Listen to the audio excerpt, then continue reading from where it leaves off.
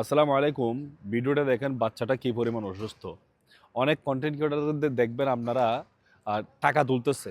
মানে কিছু রোগাক্রান্ত রোগীদের জন্য টাকা দেন। আসলে এটা কি সমাধান? এটা সমাধান না। আপনি বাংলাদেশে কোটি, কোটি মানুষ অসুস্থ আছে। আপনি কতজন মানুষের জন্য টাকা তুলবেন? কতজন মানুষকে আপনি টাকা হেল্প করবেন? এটা পারবেন না। আমি সমস্ত কন্টেন্ট ক্রিয়েটর যারা আছে তাদেরকে আমি একটা কথা রিকোয়েস্ট করতে চাই, আর সেটা হচ্ছে চলুন আমরা সবাই কাজ করি ভেজাল খাদ্যের বিরুদ্ধে।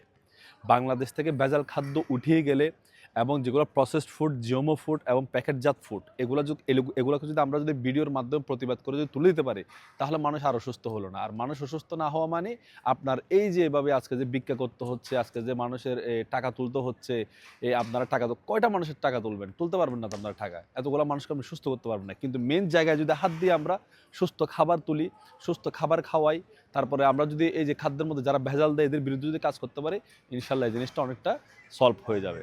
আশা করি বুঝতে পারছি। আসসালামু আলাইকুম।